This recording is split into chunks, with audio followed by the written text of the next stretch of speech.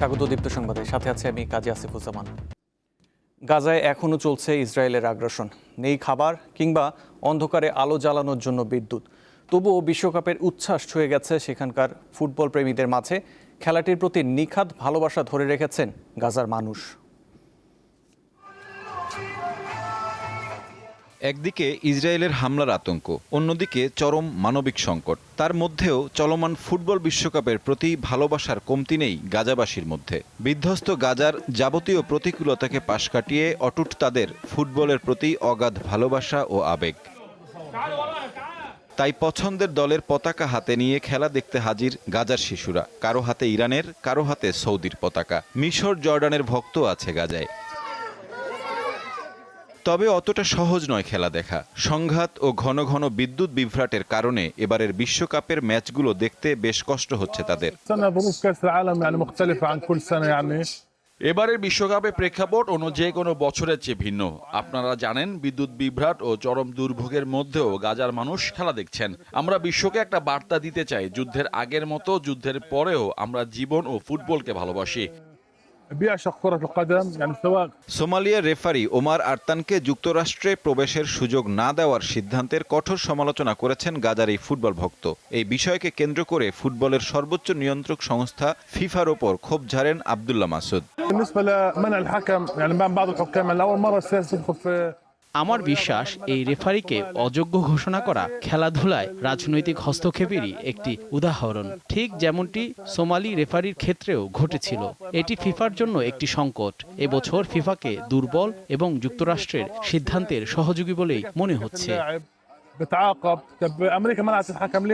আরেক ভক্ত নিন্দাল হানুন মনে করেন, কোনো দলগত বা ব্যক্তিগত অর্জন দিয়েই গ্রেটেস্ট শো অন আর্থের সফলতা বা ব্যর্থতা মূল্যায়ন করা উচিত নয়। বরং বিশ্বব্যাপী যেসব মানুষ সংঘাতের ঝুঁকিতে আছে তাদের সঙ্গে সংহতি প্রকাশ করাই এমন বৈশ্বিক টুর্নামেন্টের বড় সাফল্য।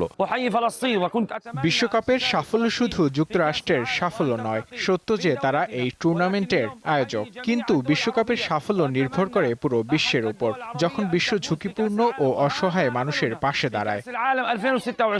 গাজার বিভিন্ন এলাকায় বাস্তুচ্যুত মানুষের শিবিরেও ছোট্ট টেলিভিশনে দেখানো হচ্ছে ম্যাচ। পাশে পুরনো জেনারেটরের একটানা শব্দ। সাইফুর রহমান শিশির, দীপ্ত, বার্তাকক্ষ। আর্জেন্টাইন ফুটবল জাদুকর লিওনেল মেসির নামে যুক্তরাষ্ট্রের নিউ জার্সির একটি সড়কের নামকরণ করা হয়েছে। বার্কলে হাইটসের কাছে অফিসিয়ালি উদ্বোধন করা ওই রাস্তার নাম লিও মেসি ওয়ে। সাইনবোর্ডটি স্থাপন করা হয়েছে প্যাট্রিয়া স্টেশন ক্যাফের ঠিক পাশে, যে জায়গাটি সেখানকার আর্জেন্টিনা ভক্তদের আড্ডার প্রধান কেন্দ্র। জয় দিয়ে বিশ্বকাপ শুরু করায় আর্জেন্টিনা ভক্তদের আনন্দের মাত্রাটা যতটুকু না বেশি, তার চেয়েও বেশি লিওনেল মেসির হ্যাটট্রিকে। উন্মাদনার এই পারদকে আরেকটু বাড়িয়ে দিতে এবার যুক্তরাষ্ট্রে তৈরি হলো এক টুকরো আর্জেন্টিনা। নিউ জার্সির মেট লাইফ স্টেডিয়ামের ঠিক কাছেই বার্কলে হাইটসের এক রাস্তার নাম এখন লিওনেল মেসির নামে। শেরম্যান অ্যাভিনিউ আর স্টেশন স্ট্রিটের সংযোগস্থলটি এখন থেকে পরিচিত হবে লিও মেসি ওয়ে নামে। নামকরণের পেছনের কারিগর ক্যারোলিনা জোকালস্কি, যিনি স্থানীয় প্যাট্রিয়া স্টেশন ক্যাফের মালিক। আর্জেন্টিনা প্রবাসী এই ফুটবল ভক্তের 9 মাসের অক্লান্ত পরিশ্রম আর স্থানীয় প্রশাসনের সহযোগিতায় বাস্তবে রূপ নিয়েছে স্বপ্ন। ক্যারোলিনার কাছে মেসি কেবল একজন ফুটবলার নন, তিনি কোটি প্রবাসীর লড়াকু জীবনের এক অনুপ্রেরণা। লিওনেল মেসি আমাদের প্রতিনিয়ত আনন্দ দিয়ে যাচ্ছেন। ধনী গরিব সবার কাছেই তিনি এক অনন্য উদাহরণ। তিনি এমন একজন ব্যক্তি যিনি কঠোর পরিশ্রম করেন, নতুন পরিবেশের সাথে মানিয়ে নেন, কিন্তু নিজের মাতৃভূমি, নিজের পতাকা আর শিকড়কে কখনোই ভুলে যান না। আর এই সবকিছুর জন্যই তিনি আমাদের কাছে অনুকরণীয়। বিশ্বকাপ জয়ী মেসির অর্জন আকাশচুম্বী। 8 বার ব্যালন ডি অর জয়ী তিনি। আলজেরিয়ার বিপক্ষে ম্যাচের পর ক্যারোলিনাকে দেখে মিষ্টি হেসে মেসি বলেছিলেন, আমি দেখেছি ওইটা। এই হাসি যেন ক্যারোলিনার কোটি ভক্তের 9 মাসের কষ্টে সেরা পুরস্কার। প্রথমবার 48 দলে ফুটবল বিশ্বকাপের ফাইনাল ম্যাচ হবে নিউ জার্সির মেট লাইফ স্টেডিয়ামেই। তার আগে লিও মেসি ওয়ের আত্মপ্রকাশ জানান দিচ্ছে, মাঠের লড়াই যেমনই হোক, ফুটবল জাদুকরের নাম খোদাই হয়ে গেছে খোদ আমেরিকার বুকে। মোহাম্মদ হাসিব, দীপ্ত স্পোর্টস। কুড়িগ্রামের রৌমারী উপজেলার দুটি সীমান্তের শূন্যরেখায় 7 দিন ধরে আটকে আছে ভারত থেকে জোর করে ঠেলে দেয়া 5 যুবক। এর মধ্যে গয়টাপাড়া সীমান্তে 2 জন এবং ভন্দুরচর সীমান্তে 3 জন অবস্থান করছেন। রোদ বৃষ্টির মধ্যেই সামান্য প্লাস্টিকের ছাউনির নিচে দিন পার করছেন তারা। এই 5 জনকে ঘিরে কঠোর অবস্থানে রয়েছে বিজিবি। এছাড়াও নওগাঁ সীমান্তে নিরাপত্তা ব্যবস্থা জোরদারের পাশাপাশি টহল বাড়ানো হয়েছে। যতদিন সীমান্ত নিয়ে শান্তিপূর্ণ সমাধানে না হচ্ছে ততদিন এমন কার্যক্রম অব্যাহত রাখার কথা জানিয়েছে বিজিবির কর্মকর্তারা। নিষেধাজ্ঞা শেষে সাগরে গিয়ে আশানুরূপ মাছ পাচ্ছেন না বলে জানিয়েছেন পটুয়াখালীর জেলেরা। এরই মধ্যে সক্রিয় হয়ে ওঠা মৌসুমি বায়ুর প্রভাবে উত্তাল হয়ে উঠেছে বঙ্গোপসাগর। প্রবল ঢেউয়ের কারণে পটুয়াখালীর মহিপুর ও আলিপুরের খাপড়াভাঙ্গা নদীতে আশ্রয় নিয়েছে শত শত ট্রলার। দীর্ঘ নিষেধাজ্ঞার পরও সমুদ্রে মাছ না পেয়ে নতুন করে ধার দেনায় জর্জরিত হয়ে পড়েছেন জেলেরা। নিষেধাজ্ঞাকালীন সময়ে সাগরে অসাধু জেলেদের মাছ শিকার এবং ট্রলিং ট্রলারের অবাধ বিচরণের কারণে কাঙ্ক্ষিত মাছ পাচ্ছেন না বলে দাবি তাদের। এর আগে গত 11 জুন মধ্যরাতে শেষ হয় সাগরে মাছ শিকারে 58 দিনের নিষেধাজ্ঞা।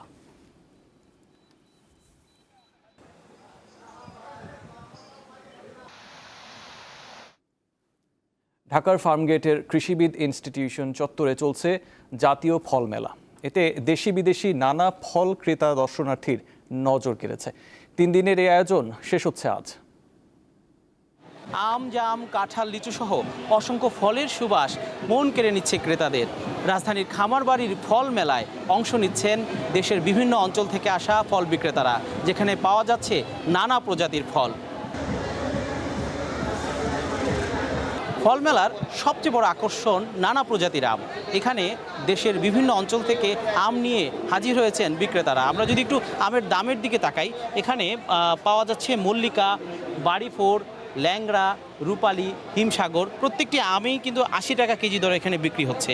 এছাড়া ছোট যে রূপালী রয়েছে, এই রূপালীর আমটি কেজি প্রতি 60 টাকা দরে ক্রেতারা কিনতে পারছেন।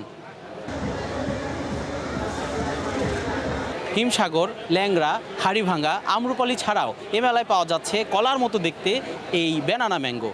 এটি পাহাড়ি আম, এটি কেজি প্রতি 100 টাকা দরে ক্রেতারা কিনতে পারছেন। আম থেকে চলে এলাম জামে। এই জাম পাওয়া যাচ্ছে এই মেলায়, যেটি কেজি প্রতি 300 টাকা দরে বিক্রি হচ্ছে। এছাড়া রয়েছে লিচু। এই 100 লিচুর দাম এখানে 600 টাকা দরে বিক্রি হচ্ছে। পাশাপাশি রয়েছে লটকন, কেজি প্রতি 200 টাকা দরে লটকন বিক্রি হচ্ছে। আর ড্রাগন পাওয়া যাচ্ছে 140 টাকায়। আম, জাম, লিচু ছাড়াও রয়েছে কাঁঠালের সমারোহ। 200 টাকা থেকে শুরু করে 1000 টাকা দামের কাঁঠালও কিন্তু এখানে পাওয়া যাচ্ছে। এর আগে কখনো আসিনি, এই প্রথম আমার ফল মেলাতে আসা, ভালো লাগছে। নতুন নতুন ফল দেখেছি মেইনলি, এগুলো আমরা কখনো দেখিনি। এরপর ম্যাঙ্গো, অনেক ধরনের ম্যাঙ্গো, অনেক প্রজাতির ম্যাঙ্গো। এরপর হচ্ছে আমরা ব্যানানা ম্যাঙ্গো কিনেছি অলরেডি। এই মেলাটা 3 দিনের জন্য হয়, বেশি দিন করা উচিত, কারণ আমাদের ঢাকায় তো লোক সংখ্যা অনেক বেশি।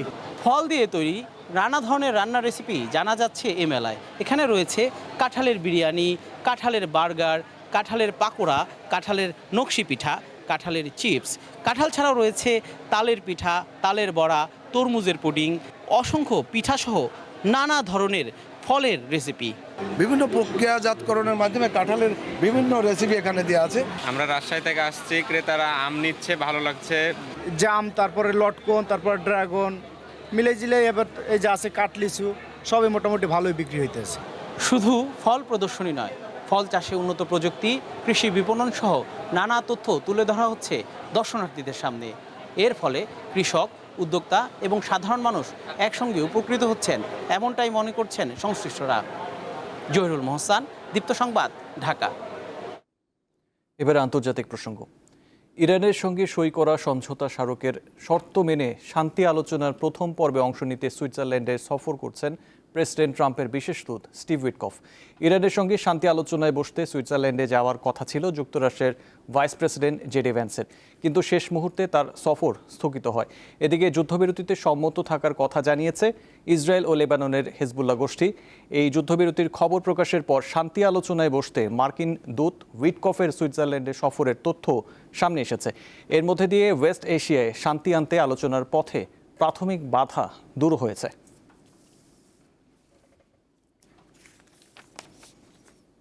এই ছিল এখনকার মতো। পরবর্তী সংবাদ 12টায় দেখার আমন্ত্রণ রইল। এছাড়াও তথ্য বিনোদনের খবর পেতে চোখ রাখুন দীপ্ত টিভি ডিজিটাল প্ল্যাটফর্মগুলোতে। ধন্যবাদ।